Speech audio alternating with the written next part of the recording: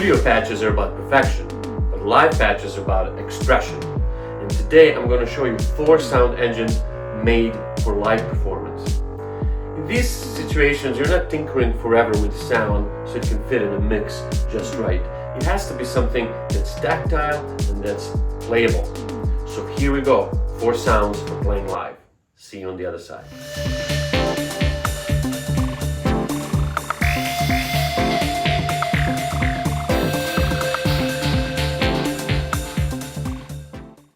Hi, I'm DAWless. If this is your first time here, please take a moment to subscribe. And if you love that synth stuff, it's not very hard to click that notification icon so you can be notified each time a new video goes up. With that said, let's talk about the playability philosophy. So when you're designing sounds and patches for playing live, it really needs to be expressive. It needs to be playable. So what does that mean? Well, a few things. One, hand control. So it's great to have patches where you can really adjust the sound in major ways where you're using your other hand on the keyboard. Also has to do with finding sweet spot. Sometimes very small adjustment on a synthesizer can change the sound drastically. So we want something that can really fit around that. And we also want something that won't run away. We need to be careful about how we set things up so we don't overwhelm the mix. So I will take you through 4 sounds that I routinely use in my sets and live performances. Number 1 is a padded arp, a patch that can seamlessly go between a pluck, arpeggio sound, and a pad. Number 2, we're going to talk about forever pads, ways we can really fill out the space during long atmospheric transitions. Number 3, we're going to talk about glides and how we can use the portamento settings on synths to create big build-ups and breakdowns. And finally, stick around for number 4, which is a fake looper on a synth. Hope you enjoy and see you on the other side. All right, let's do it. Sounds for playing live. First, though, let me orient you to the gear that we have here. Our main player is going to be Korg Minilogue XD. This is a 4-voice polyphonic synth, and you will definitely need a polyphonic synth for some of the things that I will show you today. We have a wave folding West Coast style synth, the Pest here, just playing a supporting role today for some bass. Drums are here on the Roland TR8S. I'm just using basic 909 kit. The drums are going through electro-analog heat. Not going to be talking much about this today. It's just here to give drum sounds a little pizzazz. And all this stuff is fed into DAWless's multi-mix, going off screen, getting recorded on a card. Which equipment you have, it doesn't really matter as long as you have a polyphonic synth, and some of this stuff is even going to work on a monophonic synth. So let's get into it. Sound number 1, your texture builder. So maybe you have a driving part of the track, but now you want to mellow it out. You want to have a more atmospheric part. Well, that's where the padded arp sound comes in. So here's some arpeggios. Okay, your basic arpeggio. Now how can we turn this into a pad sound? So there are 2 key settings we want to look at. The release. As we extend the release, the notes are going to start to overlap. Let's listen.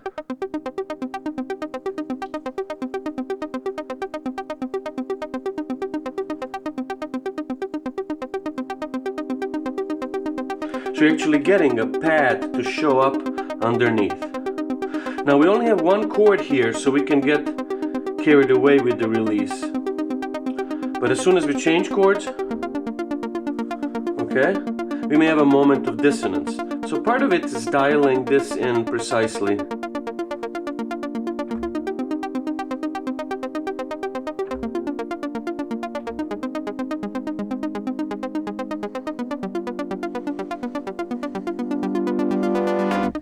Okay, so that's nice, but we can still hear the plucks. What if we really want to mellow it out? So let's go back to where we were. We are reducing filter envelope intensity and adjusting the filter cutoff. Listen to what happens.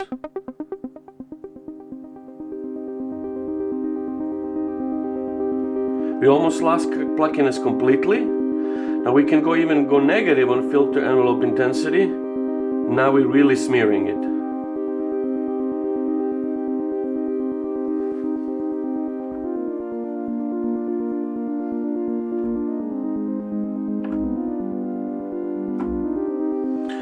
And now even if you change the number of notes, it doesn't matter so much because we're not hearing those individual plugs.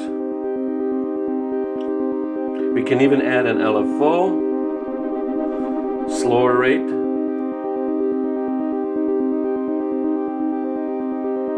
Now we have additional source of modulation throughout the pad.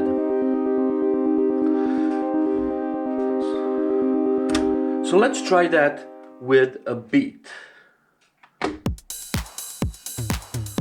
So if we go back to the arpeggios,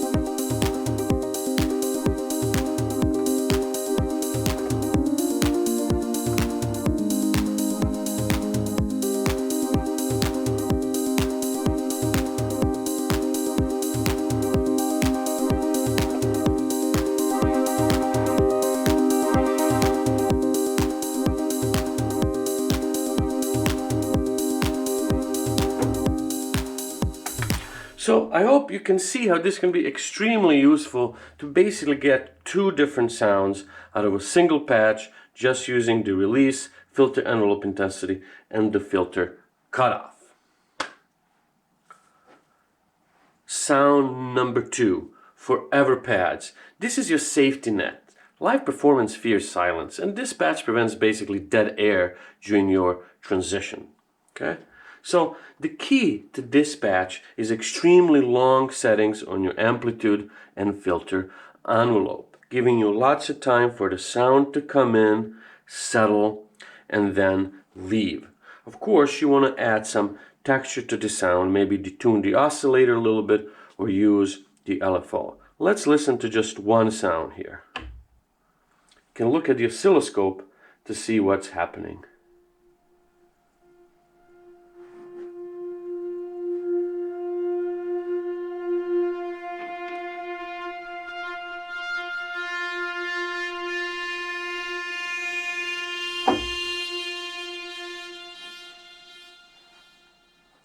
Okay, I also have some shimmer reverb on this.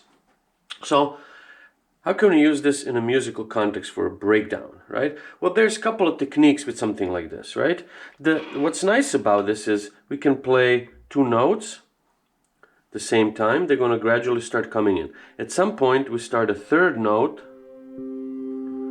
Listen how the third note is gradually going to come in later.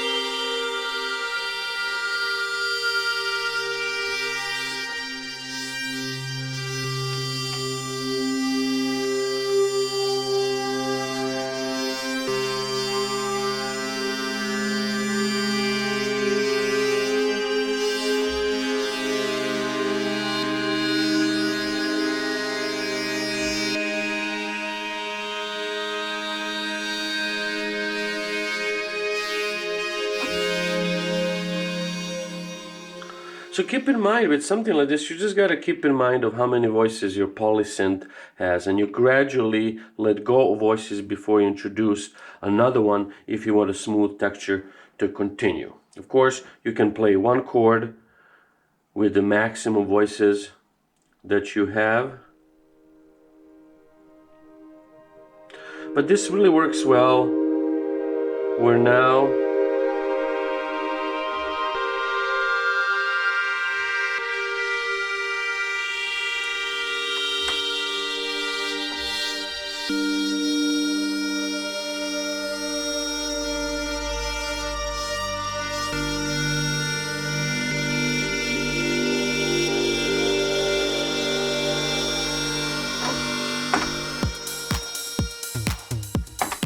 Okay, forever pad. So it's really something that's really good to practice, and practice it while you're using a groove.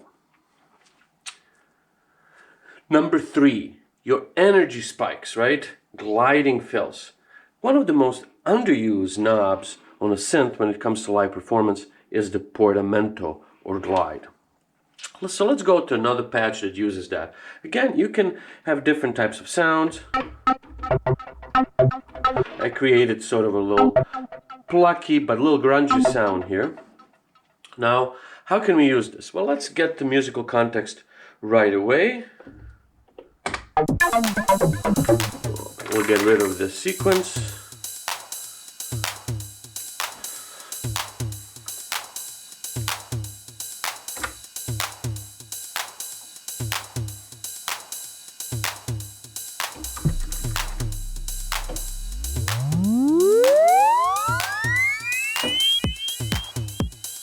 Right, so we basically created a transition effects by using this glide. So how does this work, right? You start with a note, in this case really low one, and if you press the next one, I'm going 1, 2, 3, 4 octaves up here, you go to the higher, and wherever this portamento or glide is set, that's how long it's going to take the synth to go in pitch from where this note is to the higher note.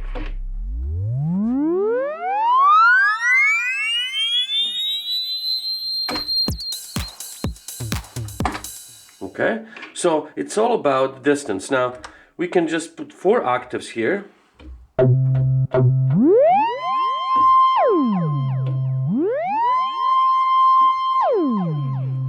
So if we play this,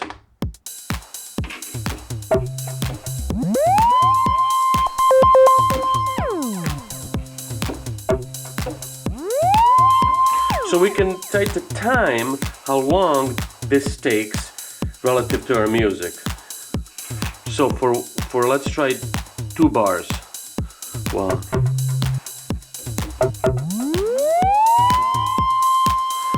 So almost long enough. 1, 2, 3, 4. 1, 2, 3, 4. That's about right.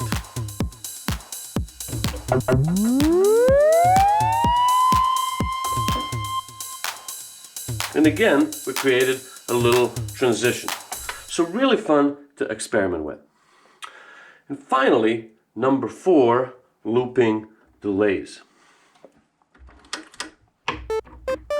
Okay? Basic here, sawtooth / square wave sound here. So the looping delays are all about basically creating a fake looper using your delay settings. Now I'll use the integrated delay here the synth has, but you can use any delay, for example, outboard pedals. So let's put some groove and we'll add a little bass just for spice.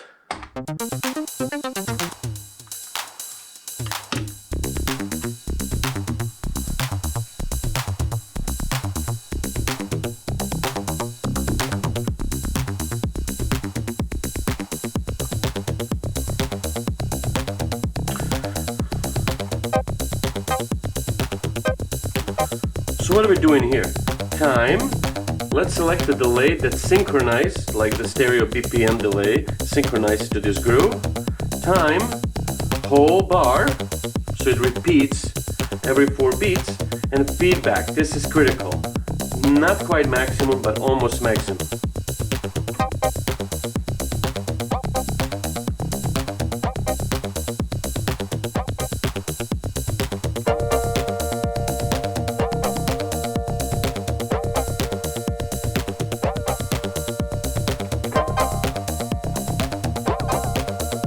So here it's almost repeating for too long, right?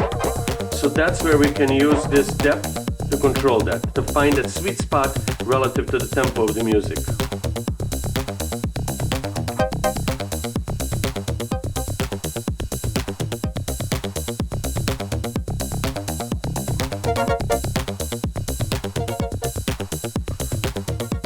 Maybe a little more.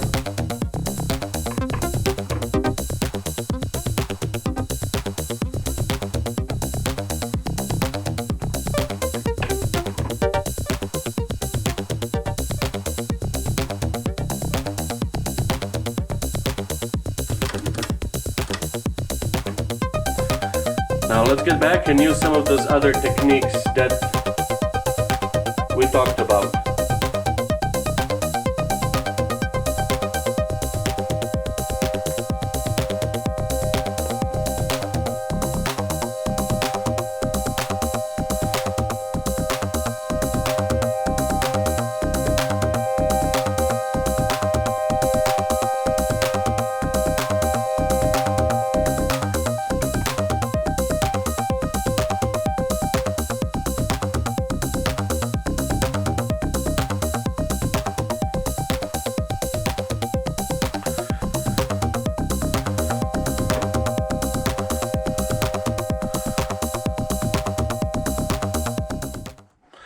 Alright, so I hope this really helps you put another level into your live performance.